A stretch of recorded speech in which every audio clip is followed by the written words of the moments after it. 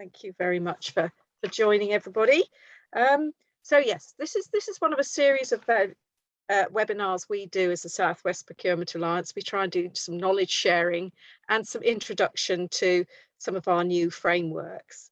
And today we've got this is our agenda for today. So I'll do a quick introduction.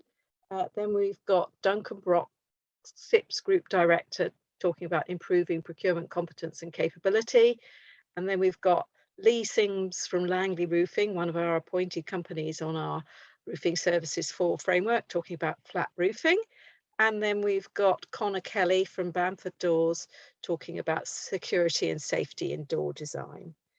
So what we're talking about today is about the way in which we can improve safety, both at the strategic level, and that will be where Duncan comes in, and then in delivery of particular services. And one of the things that Duncan will be focusing on is obviously procuring to ensure quality and safety, that we're not all doing a race to the bottom on procurement. And as a procurement organisation, we are particularly keen on this route. You know, we want to ensure that we procure in a manner that provides safe and secure and quality products for our clients who use our framework. So we're very, very pleased to have Duncan here. He spoke to for our sister organisation in Scotland, and we listened in, and we immediately asked if he could come and do the same for us and our clients. And then, as I say, we have representatives both from our roofing services framework and from our door entry services framework. I'm just going to say a couple of words about both of those frameworks, and then hand over to Duncan without further ado.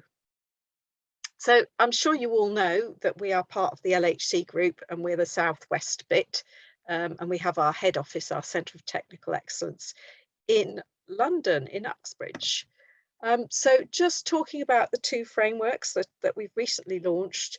This is the first one, the entrance doors C8. And as I say, it's all the details are on our website. If you go to our website, swpa.org, you will get it there. But it's just a very comprehensive framework covering 6 work streams, and those are the work streams there. And we have a number of companies. Some are appointed to more than one framework, one of the work streams, and others are only appointed to individual ones. But this is a list of the companies. As I say, all the details of how the framework works, what's covered by the framework and everything is on our brochure. You can download our brochure from the website. Yes, do so if you want more information, because this is more a knowledge sharing event rather than a going through blow by blow what the frameworks have on offer. The other one is our roofing services, systems and associated work. And here, yet again, there are 4 different work streams here. Interestingly enough, the first 3 work streams are supplier led, and they each have a list of approved installers sitting within their remit, and then the final work stream is traditional roofing, and that is contractor led, and the companies on there are listed here. But as I say, yet again, you can download the brochure from our website and find all the details there. So just to say to those of you who don't know, you can, through our frameworks, do either a direct award, which is very popular with our clients. There a lot of people use frameworks for the ease, convenience and the certainty and quality, but doing it in a direct award manner, which means that they can appoint relatively quickly. Or the other way is to do a mini competition and ask all the companies on that framework work stream to prepare their offerings and make a selection from those. This is the team. If you want more details of any of our frameworks or more information, myself, the director, Wendy and Penny, who are our client support managers who engage directly with the clients, Kay, who's our technical expert and has great knowledge of all the technical specifications, and Phil, who is our regional procurement manager and will assist with mini competitions if you require, and Emily, who does everything really for us, including thank you very much for organising today's event. So that's me. I shall hand over without further ado to Duncan to give us his presentation.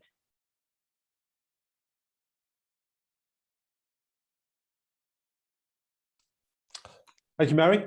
Really appreciate the introduction, and thank you for the time on this. So I'll just make sure everything is sharing properly. Well, you can see my screen, which I think you can, which is great. Thanks for the opportunity to talk to you today. As Mary said, the focus is going to be around improving procurement competence in construction. And I suppose probably a bit of background to myself, and then for why am I presenting on this basis.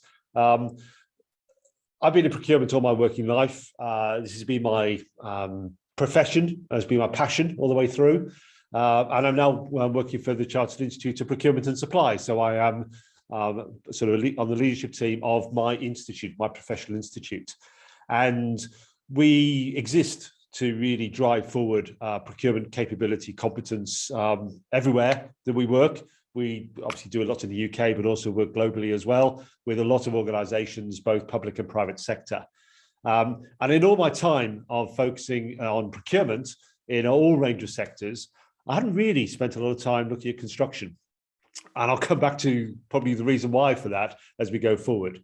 But the reason why I'm now probably quite interested and passionate about this is because of, I suppose, the findings that's come through from all the work that's gone on off the back of the Grenfell Tower disaster, and the reasons why we need to do improvements in procurement in competence in construction. Mary also touched at the beginning about this sort of sense of the race to the bottom and the fact that things need to change.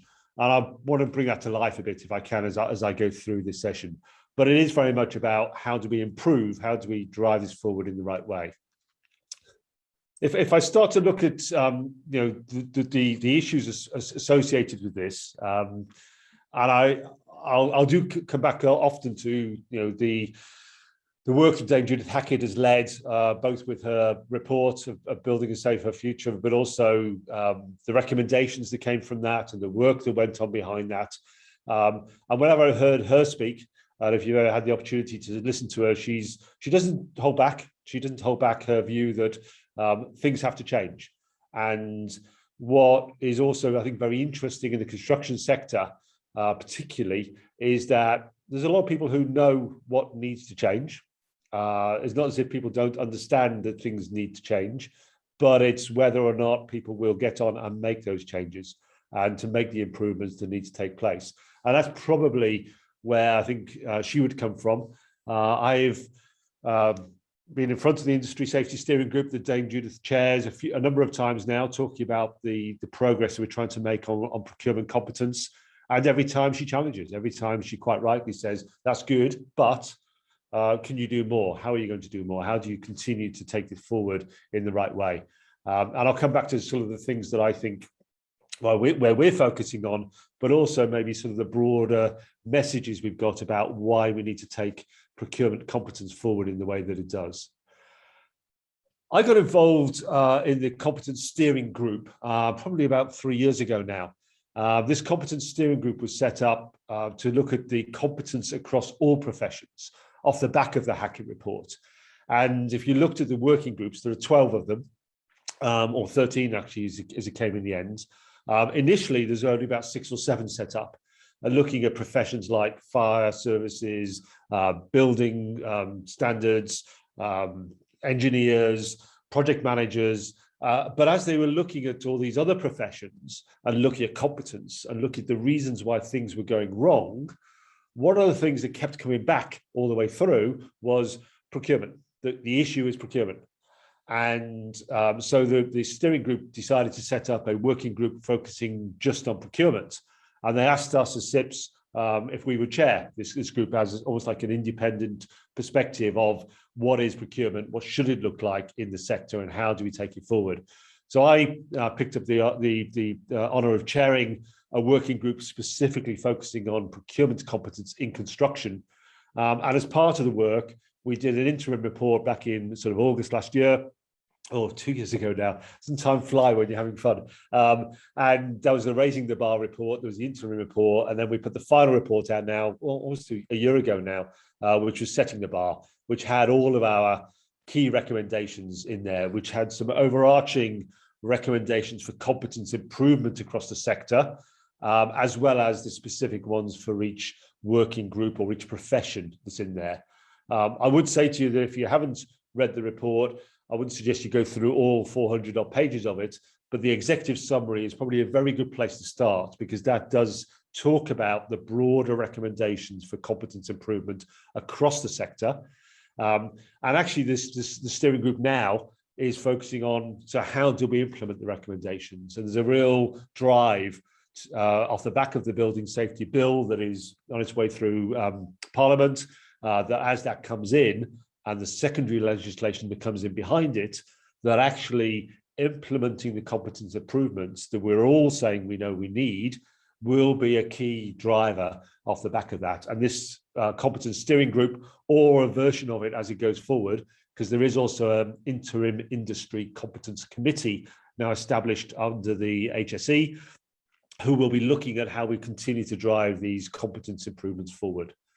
I'm not going to spend any more time talking about the broader picture, but probably because of this group, let's look at the working group 11 that I had the honour of chairing.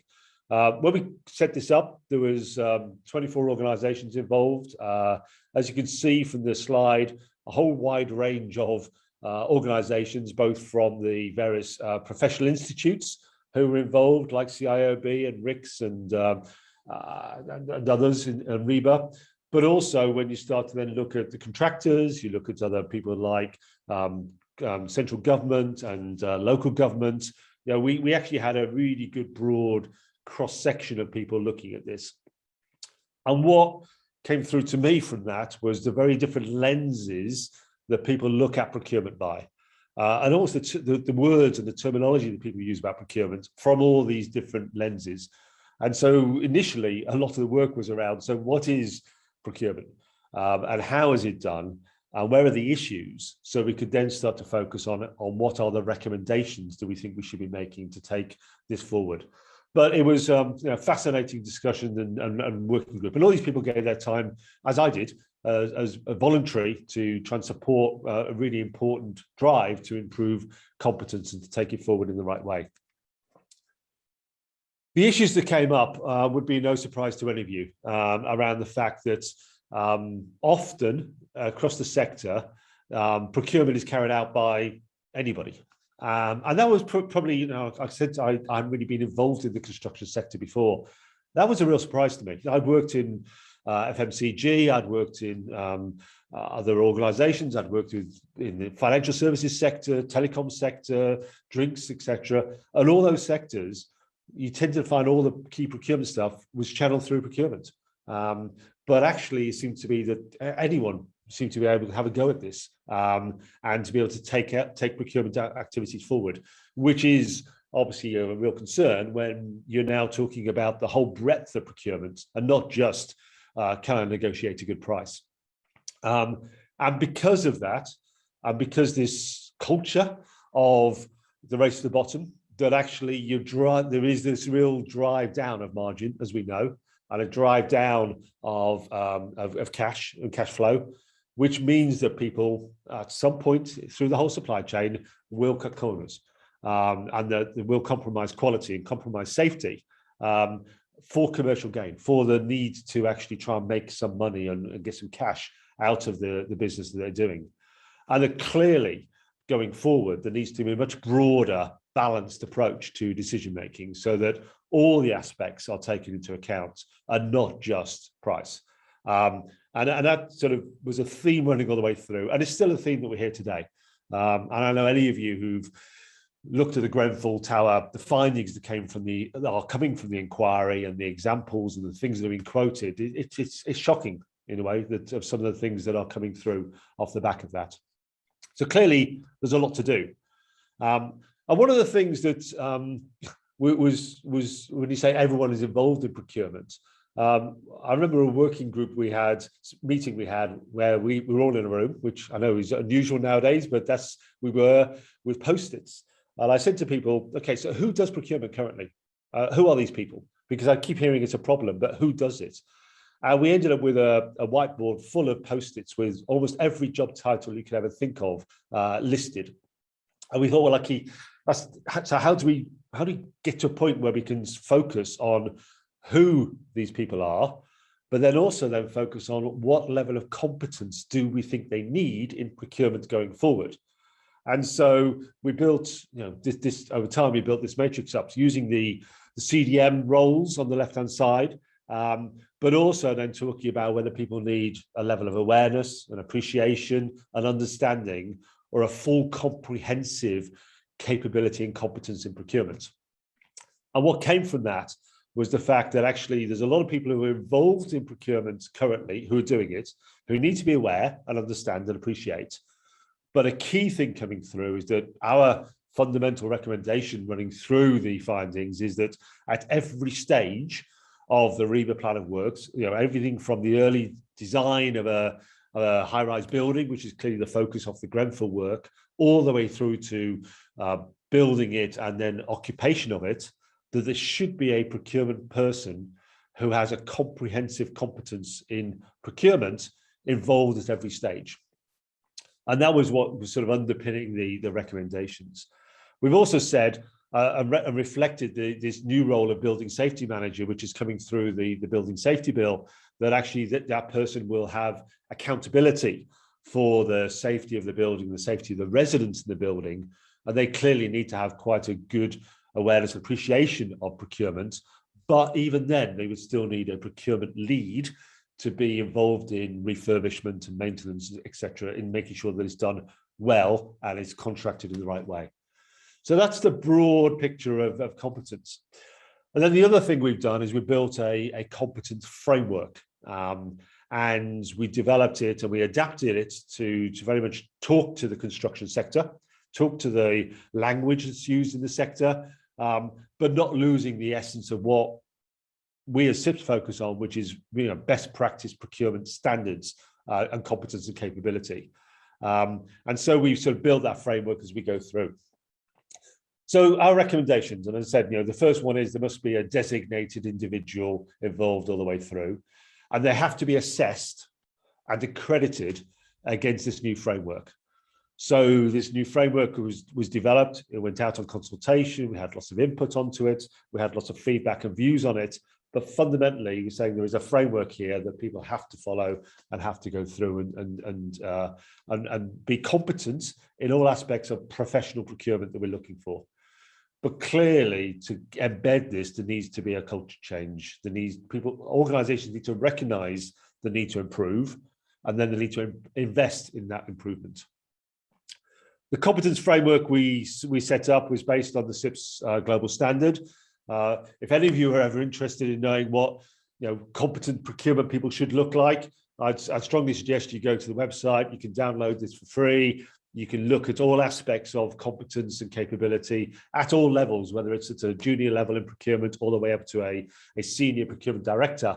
But basically, we took elements of that framework, and that's the bit that we then adapted for the construction sector. And that's the framework that we are then going to assess and accredit people against to make sure that they are competent and they are capable, wherever they came from, whatever background they come from. We clearly have some challenges to overcome. I've already touched on some about this sort of acceptance that people need to change. But one of the things that I suppose I'm facing and we're facing is getting organisations to get on with this. If I go back to what Dame Judith, the quote I had from her, it's like a bit of urgency. We know we need to change. We know we need to improve. But who is going to make those investments? How will we get people to sort of make that commitment? And then, how do you then get that competence raising activities cascaded down through the supply chain so that the smaller organizations also know that they need to improve and drive competence forward in the way that they need to? So there's a lot of barriers, but none of which are insurmountable. It's not as if we can't do this, but it is that sense of how do we get on with it? So where are we as implementing this forward? We have a self-assessment tool that we developed against this competence framework.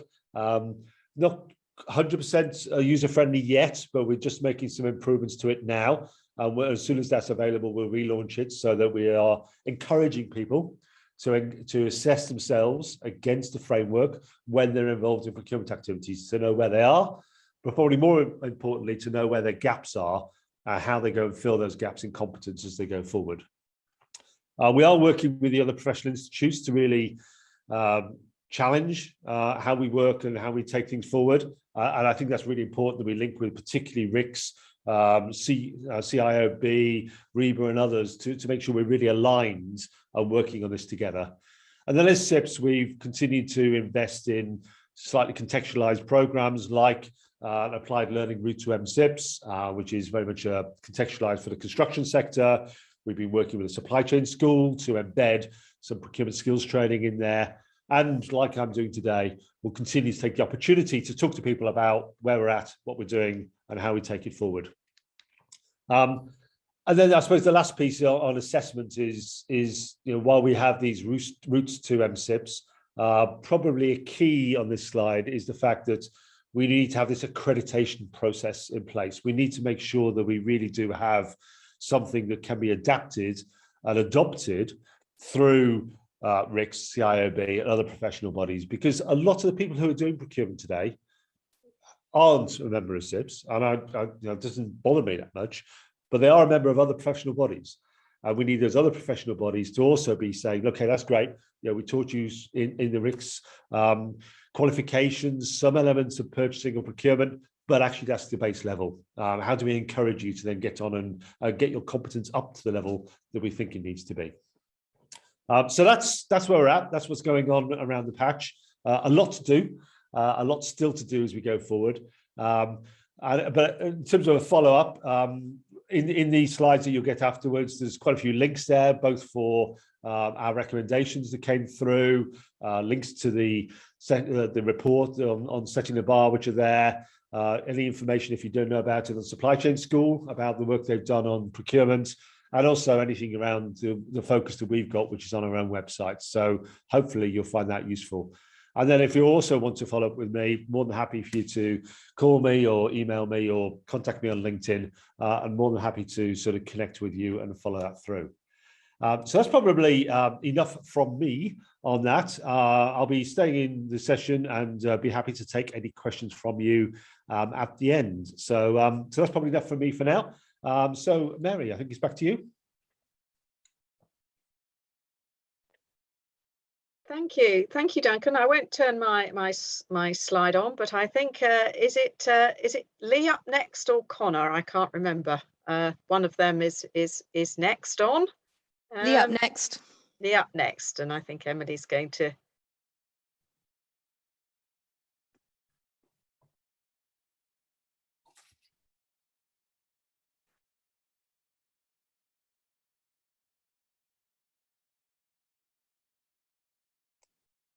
Lee, we can't hear you. Hello, can you hear me? Yeah, got you now. Okay, lovely. Firstly, really appreciate the chance to have a chat today. We're going to give a brief overview as regards how important the manufacturer and supplier is as regards a safe survey and what follows after that, such as the report that's done and the specifications that follows through on that. Next slide, please, Emily. So a little introduction. Obviously, yes, as I said, many thanks for being here. And what is our vision? Our vision is, I think, what everyone else would like the vision to be the quality and service leader in the flat roofing industry, delivering roofing excellence via our people, our partners, and our approved contractors. I think everyone should aspire to this, not just ourselves. So we will be discussing the safe survey policy, which we've implemented today to make sure things are done correctly, and the follow-up that works in conjunction with that, as well as regards the way we report and the specifications we produce. Next slide, please, Emily. So our safe survey policy, why is this important? Well, I don't know if everyone realizes it, but building owners can be liable as well for the people in the supply chain, and that includes contractors and supplier personnel.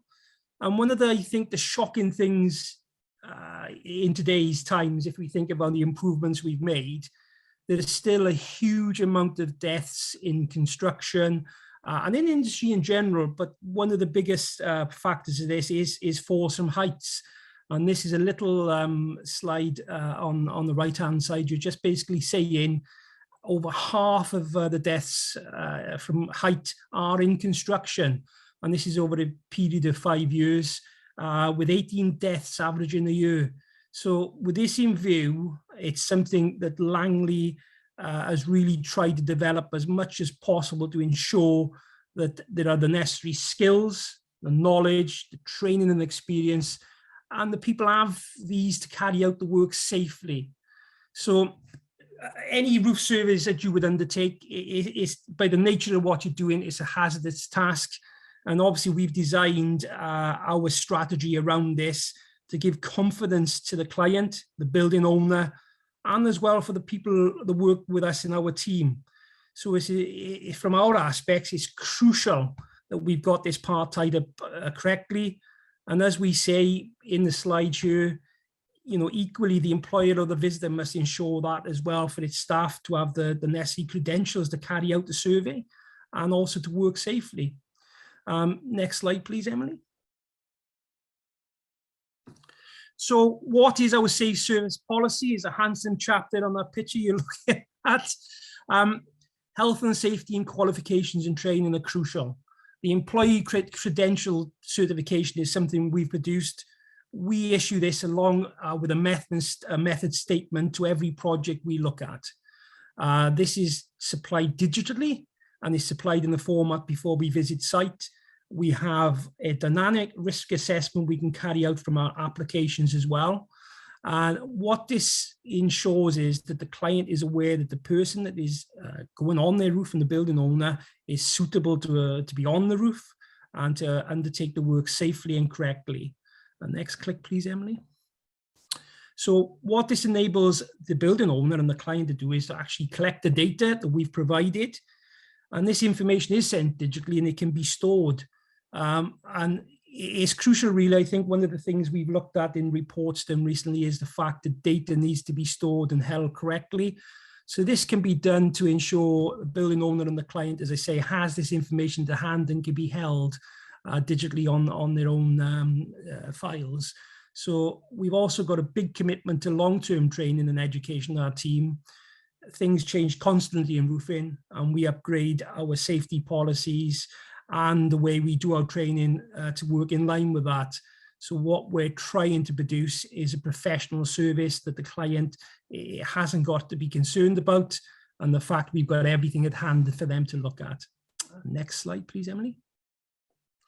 So the survey is one aspect of it. We're going to carry out those works correctly. We're going to do desktop research before we get there. We're going to look if there is going to be a problem with access. All of these can be identified hopefully before we can get there. We've done our our assessment, and now we're moving on to our condition report. So we always identify roof areas, we identify any fire risks, and we identify where we're taking core samples. And we're always going to put on our condition reports if there are areas of the roof that are non-compliant. We're going to mention roof access, and more importantly for safety as well for the client, we're going to talk about maintenance and edge protection, how they can get on the roof in the future as regards maintenance of plant they have on that roof. The core samples are crucial to that. We want to try to ascertain as far as possible what is the existing roof. Is it safe to be on? Could it be a fragile deck? If it is a fragile deck, we will mention this and we'll note it, because fragile decks obviously will have a loading implication of what will go on top of that roof. And as part of our service, we offer a full asset management to clients where we will do their housing stock and we will look at that or any other type of issues they got commercially, and we'll produce stock condition reports on these. We'll also do our thermal calculations. We'll always say what's the existing U value calculations, and then we'll produce a report to say what they should be to meet current regulations. And the important aspect of this, as I think from safety as a client, is information is clear, it's precise, it's well documented, and also It is information about your roof that can be held digitally and used realistically. Next slide, please, Emily. So what we will look for, we'll always identify, as I said, flame risk issues where there are little things that can happen to a roof. You could be working on a roof. If a naked flame is used, that could cause a fire. Obviously, massive issues of safety involved with this. We do identify these areas. We have flame-free systems that works within these areas, and we strongly enforce that.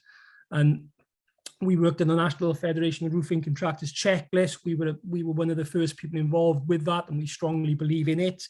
What people sometimes do forget is it's not just any hot works that are being carried out in the work. People might actually be drying the roof with flames and torches, and there's little elements like these that are a fire risk. So even if someone has recommended a flame-free system, such as a liquid to be applied, the contractor may be up there drying off that roof with a naked flame. And that could be a real problem, obviously, with a fire risk and safety to the building and to the occupants of that building. On the right-hand side of this picture, I've just got a little core sample. This actually was an asbestos deck. We're obviously asbestos aware. We will look at situations. And again, it's having that knowledge and the experience to know when not to bang a large hole through a roof, what you're looking at, and to assess the conditions at the time, and to make a note of that to the client so they can act responsibly. Next slide, please, Emily. So specifications and systems, it was really interesting listening to Duncan speak earlier on about procurement. Obviously, the specification and the system you're suggesting within that is a crucial element. So we believe performance specifications should be held and not changed or amended to, as we say, for cost purposes. The recommendations really have got to be full and comprehensive. Products tested should be fully system tested and compliant. So no switching of those products within the system. For example, if you go 4 or 5 elements of a system, if someone changed one element of that and it'd been tested as a full element, it wouldn't have been tested, so the BBA approval wouldn't be significant to that. So our products are tested as full systems with the BBA, and we think this is crucial in ensuring that the client knows exactly what's being done and the building owner has confidence that what's specified will be applied to that product and project. So next click, Emily. So fire testing, this is crucial. This is something that's been raised strongly within the industry recently. And all our products are tested BREEF T4, which is the highest test you can have in the UK. It is the highest testing as compared to our European colleagues. So it's something that's really every client and building owner should be asking for this and making sure that the product you are using has been tested with BREEF T4. Next click, Emily. And obviously we do seminars and training on fire awareness and these issues. So it's always crucial to refer back to the regulations and ensure they're being followed fully, and to have a partnership with local authorities where you can work in conjunction with them to ensure that's being done. Next slide, please, Emily. So really the summary is here, and this is, as I said, a real brief overview for you, is the manufacturers and the suppliers of roof products have got to take a crucial part within this. We can't just bury our head in the sands and say we're not part of what's going on, and also the improvements that need to be made. We need to be accountable for everything we do as regards the products we supply, and also the integrity of the design. So the only way you're going to improve construction and the buildings as they move forward is to make sure there's performance systems in place, and these really are installed as per the guidelines, and these are inspected as well to make sure that they've been installed correctly. Another factor is, I think, any limitations which was made clear in earlier subjects what we've discussed is any limitations as to the products or the systems being sold must be made clear to the client. So if, for example, you're going to apply a system to a roof and you may have had fire testings for 120 mil thick insulation, if you were applying an insulation thickness 140 mil, 150 mil to that roof, would that roof have been a tested system? It wouldn't have been, because it wasn't tested under that when it was done at that thickness. So we make it clear that everyone realizes what our tests are, how they're undertaken, and what the system elements are of that. And we take great pride in that. Another fact is partnership is crucial in moving forward within the industry. And we have to do this with integrity and work in partnerships with our clients and contractors. And the biggest things we will always do is we will promote a safe environment to work in. We keep KPIs on all our health and safety, and we collect the data and storage on every project we do, and they're there for client reference as well. And that's me over, guys. Thank you. I hope it was interesting. Thank you.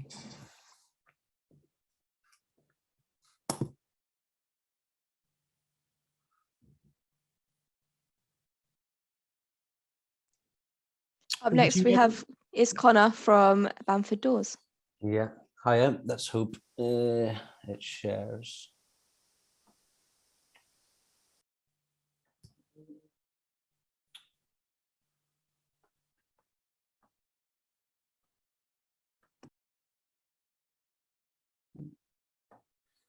Yeah, so hi, I'm Connor Kelly. So I'm the sales and market manager for Bamford Doors, and obviously thanks very much for the opportunity to speak.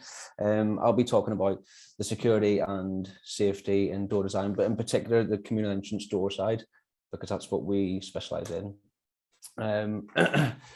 So you probably know the issues that may cause a building to be less safe when it comes to communal security doors. And I think the first point is to make a building secure is to have a good main entrance door. Obviously vandalism is a huge reason why a building can be unsafe. We see, people trying to sort of kick doors in. Obviously you can see the picture on the left. That's not one of our doors, by the way, so that's quite good. People leaving doors open, theft of keys and fobs, and building bike scooter stores being left open as well. Obviously what we here at Bamford Doors want to make sure is that residents do feel safe and secure, because if they're not and communal entrance doors are damaged, it can lead to vandalism, unauthorized access, using communal areas for illegal activities. You find graffiti, cooking and drug dealing, arson. Obviously you might find some discrimination, but unfortunately more recently we have seen rough sleeping, especially in places like bin stores. And for rough sleeping needs to keep warm, they might have to light a fire, and we have seen sort of bin stores unfortunately go up in flames. So it's really, really important to make sure these doors are really sort of safe and secure. So when we're looking at the types of communal blocks and types of doors or main entrance doors, we have obviously refurbishment of old stock that a lot of local authorities have. That's a picture on the left there. That's a refurbishment that we've done. And on the right, you have new build. Now, when it comes to new builds, they're generally considered a lot safer, because obviously we have the government guidelines and the regulations. And for new builds, you must follow the regulations set out by the government. However, what we feel here at Bamford Doors is, the best practice is for refurbishment work is that we should be following the regulations as best as we can, just to ensure the safety of all the residents in that block. So in ways in which do that, and I'm not going to go into detail of the different types of building regulations. I think we'll be here for quite some time, but ones that we would particularly to consider when looking at main entrance doors and the entrance doors to communal blocks. Obviously the fire safety, part B. Part K, protection from falling collision impacts. That'll be things looking at different types of glazing. Part L1A, so the conservation of, or part L, conservation of fuel and power.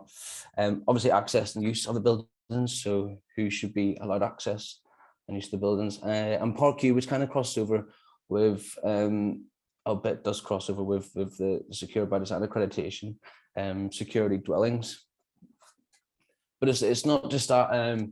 We also feel that there's other guides that should be there for consideration, especially when looking at access to communal blocks, really. So you have the BS 8300, so designing for accessibility, and all it does, it basically defines the best practices for designing an accessible and inclusive environment. Obviously, this Disability Discrimination Act, I think it's something that we're all very clear up on. It's Secured by Design Homes 2019.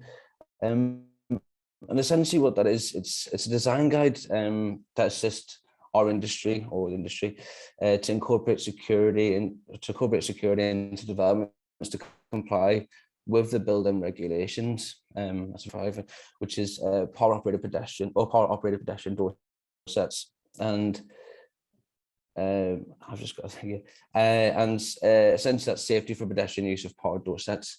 And the last one that we think is very useful is fire safety in purpose build blocks of flats, and that just ensures adequate fire safety in these blocks of flats. So obviously a bit about sort of Bamford Doors, and you know, we've been established since 1984, part of the Bamford Group, and since 1903, which kind of shows, when you're around for such a long time, it kind of shows how much we do value safety for the housing association's customers.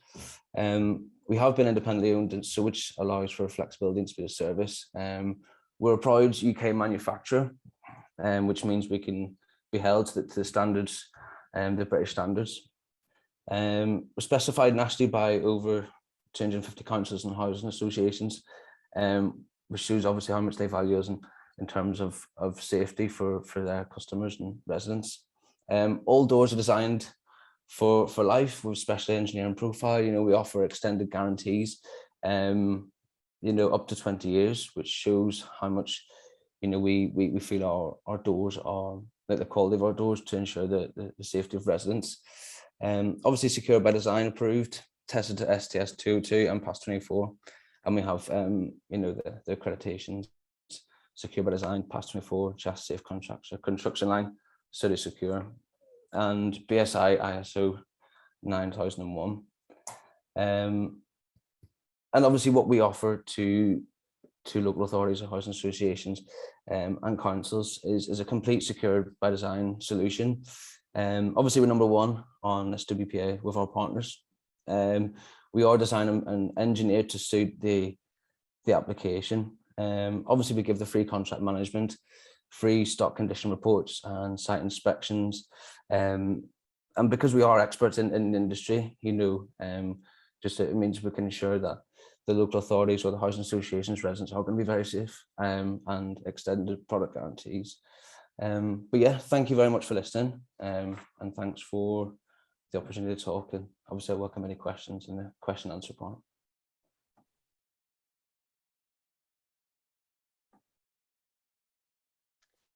So thank you to our three speakers. Thank you very much. And yes, everybody's there to take questions. So if you've got questions, if you can put them in the question and answer block. And I have got a few that came in earlier. In fact, I've got one for each of you, actually. Very, very practical questions. So I'll just give you each your question, and then you can think about the answer. The one to Duncan is I'm an MCIPS, and I've been MCIPS. I was qualified 10 years ago. So obviously there is the new competence level and all the new requirements that have been made in the recommendations in your report. So what would you be your advice about how I go about achieving those competence levels? So that's my question to you. The one about roofing, and I think it's a very topical one for Lee, is how are you making your products more environmentally sustainable in the, you know, the move to net zero? How's Langley addressing these issues? Probably rather a general topic. And one just from my point of view, one very, very sort of probably quite personal one for Connor is, you know, my husband has unfortunately had an accident a few years ago, and was in a wheelchair, and I had to push him around. And one of the things that was really struck me, never having been in that position before, was doors being automatically opened. So I just wanted to know from you what the feel was for providing powered access. You know, is it something that happens everywhere, or is it at client's discretion, or is it something that is now mandatory? So I don't know who. Maybe I'll ask for the answers in the way I've asked the questions. Yes. Yeah, so maybe thanks, Mary. And I think your question about competence of people who are fully qualified as MSIPs is a really good one and very relevant. I think maybe my starting point would be if I look at the current MSIPs, the number of people we have who are MSIPs in the construction sector generally, it's nowhere near the number it needs to be. So it's great that you're there. It's great that we've got other people in other sort of associations and so on, and local governments and so on who are there, but there's not enough. So when we're looking at the accreditation of procurement leads and we're looking at the competencies that's needed, we're going to look at it in two ways. We're going to have those people who are already there, qualified, experienced and knowledgeable, where actually we'll be looking for identifying with you if there are any gaps in your competence. And going to be very specific, I think, around, because of the frameworks developed around higher risk buildings, it will be, are there specifics you need to know about high risk buildings, those specific competencies about things like fire safety and understanding those. So we will be coming out with those, if you like, CPD recommendations. But that's why I'm working with RICS and others institutes, because they've already got some of this stuff already covered. We need to signpost it to people to say, actually, if you know this, then actually accreditation will not be a problem for you. The accreditation that I'm also then focused on is actually that for those people who are doing procurement, but actually have never had any formal education on it. They've learned on the job. They're probably quite good, but there will be quite significant gaps, we think, in their competence. And that's where we need to then direct them to probably more of a structured study program to get themselves up to speed. But those who are experienced, I would hope, a bit like I went through the management entry route to get to my MSIPs. I've been in 20 years probably before I decided I probably ought to get my MSIPs qualifications. But I went through that assessment, and that was very much me then demonstrating my competence and capability. And that's, I think, how the accreditation will work. And then we'll signpost CPD activities as we go forward. So that's probably, hopefully, put your mind at rest. I think people like you won't be a problem. There's a lot of others where we have to focus our time and effort on, I think. Thank you. I'm pleased I'm not going to be a problem. And over to you, Lee, with your your challenging question. Yes, thank you for that one. I think fundamentally one of the biggest things we've always wanted to do, one of the beliefs we really is strong within our company, is the fact that if a roof is done successfully on a project, it should be done for life. So we asked one of the biggest reasons, how can we cut down on what we do with regards to the environment and various things and whatever. Obviously, if we could supply a roof and that roof would be for life, that's a huge ability to say nothing is going to be stripped off a roof. There's nothing to be recycled. There's no element at all that can be involved in once it's done correctly. It's a big thing, and it's something that people are looking at logically if that can be done. But it's something we're aiming to do, because we believe if a roof is maintained correctly and it's a correct product put on that roof, it should be a roof for the life of that building. So that's the first part of that answer, and hopefully people can understand the sensibilities of that. With other parts of the roofing sector generally, I think with any bitumen type foam product or with other type of single type membranes, they're made fundamentally from petrochemicals and various other things. So bitumen products can be recycled and repurposed in the future. We're looking, I suppose, like everyone else at the moment, we're always investing in technology and research as regards what's the next step forward with that. Currently, the topic is blue roofs. Blue roofs are fantastic in helping with storm management, preventing water discharging into drains and flooding, which we're seeing a huge amount of at the moment. And green roofs are the same. A green roof will store water, and they will actually let that water be entered slowly and correctly into the storm water. So with everything we've gone on at the moment, I think a really relevant topic with the weather we've had and how things are changing as from the climate aspect is we do need to help in any way we can with stormwater management, and our systems are doing that. And hopefully that's something that I'd like to see every city in the future would be a green roof or a blue roof on it. How fantastic would that be? Perhaps we could go swimming on a roof one day in a large city and have a round of golf on another roof. So that is something we'd like to see, and we'd like to see that move forward. And it's not just about cost; it's long-term life cycle and also about how people live as well. So hopefully that answers that one.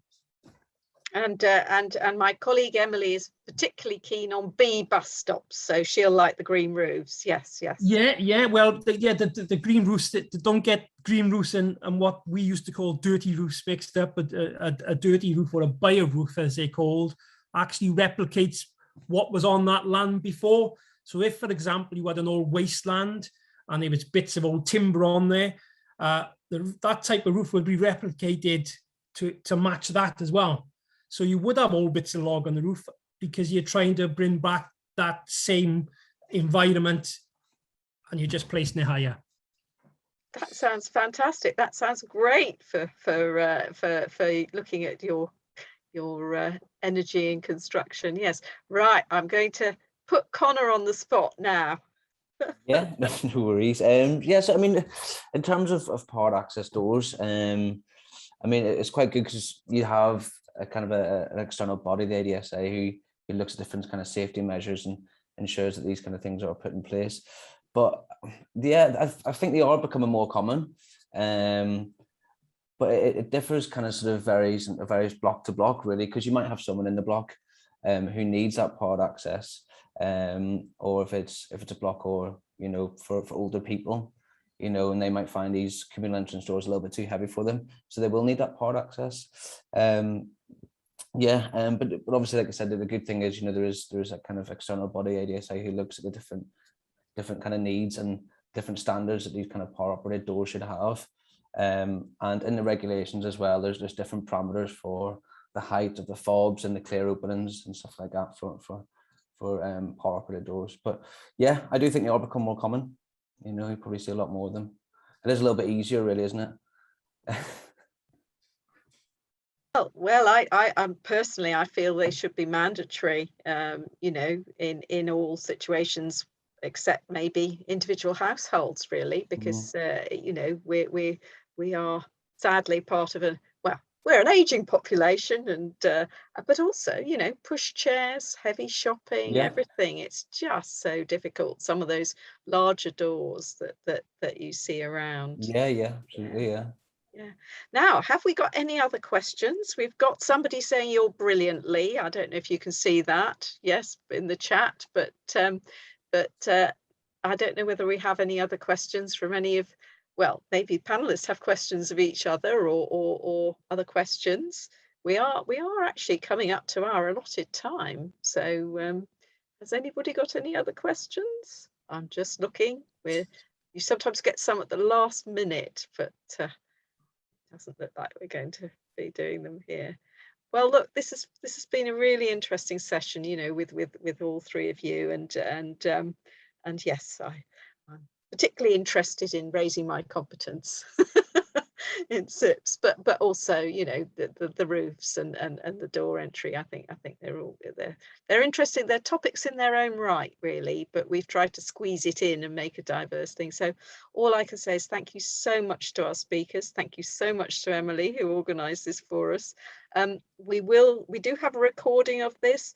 We will be sending out the PowerPoints, but we will have a recording that will go on our YouTube channel, should anybody feel that they want to listen again, or might want, you know, to signpost it to colleagues. But on that note, I think I'm going to say goodbye and leave you all to the rest of your day and week. And let's hope there's not too many storms to cause all that water runoff. And Mary, we've got a roof system just right for that. So there we, you know, how fantastic is that? What a lovely note to finish on.